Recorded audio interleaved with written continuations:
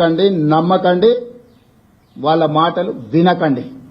అదేవిధంగా ఈ సీజన్లో మేం వరి వంగడాల విషయంలో 500 రూపాయల బోనస్ ఇస్తామని చెప్పినాం. చాలా అపోహలు సృష్టించే ప్రయత్నం చేసిండ్రు.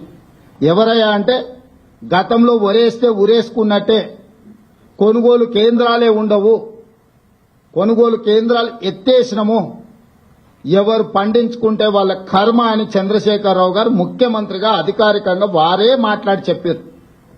ఒకటి కొనుగోలు కేంద్రాలు మూసేస్తున్నాం, కేంద్రం కొనడం లేదు కాబట్టి మేము కూడా కొనడం లేదని బాధ్యత కలిగిన ఆనాటి ముఖ్యమంత్రి గారే మాట్లాడినరు. ఆ తర్వాత ఇంకా ఒక అడుగు ముందుకేసి ఒరేసుకుంటే ఉరేసుకున్నట్టే అది మీ కర్మ అని చంద్రశేఖరరావు గారు మాట్లాడినరు. ఒరేసుకుంటే ఉరేసుకుంటు అనే పరిస్థితి నుంచి వరి వేసుకోండి, కనీసం మద్దతు ధర ఇచ్చి కొంటమనే కాకుండా సన్నాలు పండించండి, 500 రూపాయల బోనస్ ఇస్తామని చెప్పి ఈ రోజుకి 31 లక్షల మెట్రిక్ టన్నుల వరి ధాన్యాన్ని మా ప్రభుత్వం సేకరించింది. 500 రూపాయల బోనస్ కొనసాగుతుంది. ఒక్కసారి ఇచ్చి వదిలేయదు కాంగ్రెస్ పార్టీ. కాంగ్రెస్ పార్టీ ఆనాడు ఉచిత కరెంటు ఇస్తామన్నాం, ఎవరొచ్చినా ఇవ్వక తప్పని పరిస్థితి సృష్టించినము. ఈనాడు సన్నాలు పండించిన వాళ్ళకి 500 రూపాయలు బోనస్ ఇస్తామన్నాం, వానాకాలం ఇచ్చినాం, రేపొచ్చే సీజన్ కు కూడా 500 రూపాయల బోనస్ కొనసాగుతుంది. అయితే రైతులకు నిపుణులు తెలంగాణ సోనా, బీపీటీ, హెచ్ఎంటీ ఇట్లాంటి వంగడాలు వేస్తే ఎక్కువ ఉత్పత్తి వస్తుంది, రైతులకు మేలు జరుగుతుంది అని చెప్పి కొంతమంది శాస్త్రవేత్తలు మాకు చెప్పడం జరిగింది. అందుకే నేను రైతులకు సూచన చేస్తున్నా, తెలంగాణ సోనా, బీపీటీ, హెచ్ఎంటీ లాంటి వంగడాలు వేస్తే మీకు పంట అధికంగా వస్తుంది. ఇవి తెలంగాణలో ఎక్కువగా తింటారు.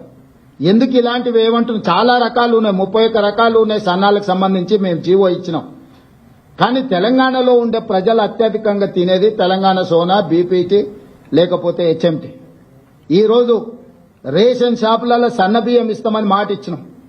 మన తెలంగాణ రైతులు తెలంగాణ భూముల్లో పండించిన వడ్లు కొని వాటిని బియ్యంగా మార్చి పేదలకు రేషన్ షాపులో అవే బియ్యం ఇవ్వాలనుకుంటున్నాము. ఈరోజు సంక్షేమ హాస్టళ్లలో ఎస్సీ, ఎస్టీ, బీసీ, మైనారిటీ గురుకులాలు, కస్తూర్బా స్కూళ్లు, ఏ ప్రభుత్వ పాఠశాలలలో భోజన పథకం అమలు జరుగుతుందో వాళ్ళందరూ కూడా సన్న బియ్యంతోనే భోజనం పెట్టాలి. అది తెలంగాణ నేల మీద పండిన పంటలతోనే వాళ్ళ కడుపు నింపాలన్న ఆలోచన చేస్తున్నాము.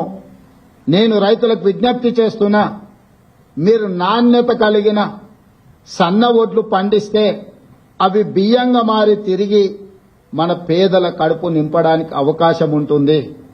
ఈ రోజు మీరు పండించే సన్న వడ్లు ఎఫ్సీఐకో ఇతర రాష్ట్రాలకు తరలించకుండా తెలంగాణ ప్రజలకే మళ్లీ బియ్యం రూపంలో పేదలకే పంచాలనుకుంటున్నాం. కాబట్టి మీరు పండించే పంట మళ్లీ మన వాళ్లే భోజనం చేస్తారు. కాబట్టి దాని పట్ల కూడా తెలంగాణ రైతాంగం సన్నాలు పండించాల్సిందిగా నేను సూచన చేస్తున్నా.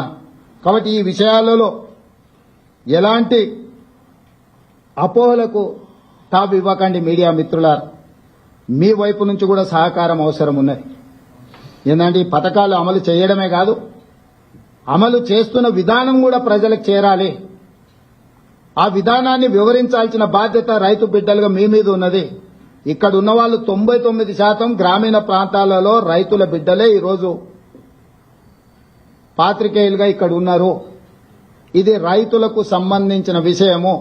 రాజకీయాలకు అతీతంగా రైతులకు దగ్గరగా పేదలకు ప్రయోజనకరంగా ఈ ప్రభుత్వం తీసుకుంటున్న నిర్ణయాన్ని మీరు ప్రజలకు చేరవేయండి. రాజకీయపరమైన భిన్న అభిప్రాయాలు ఏమైనా ఉంటే వేరే సందర్భంలో వాటి మీద చర్చించుకుందాము. ఇది రాజకీయాలు చేసే సందర్భం కాదు.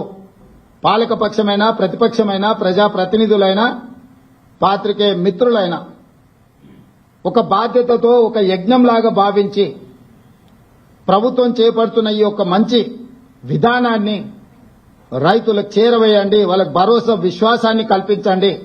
రైతు భరోసా విషయంలో భరోసా కల్పించండి. బోనస్ విషయంలో వాళ్ళకు భరోసా కల్పించండి. ఈ ప్రభుత్వం రైతుల కోసమే ఉన్నది. వ్యవసాయం దండగ కాదు, వ్యవసాయం పండుగ చెయ్యాలి, చేసి చూపిస్తాం. ఇప్పటి వరకు చేసినాం, భవిష్యత్తులో కొనసాగిస్తాం. సార్, రైతులకు అంటే మీరు ఇచ్చినటువంటి అనేక కార్యక్రమాల హామీలు కానీ మీరు కనీసం ప్రజలకు తీసుకెళ్లలేకపోతున్నారు. మీ ఎమ్మెల్యేగా, మీ ప్రజాప్రతినిధిగా, ప్రభుత్వం కానీ ప్రజలకు ఏ ఒక్క కార్యక్రమాలు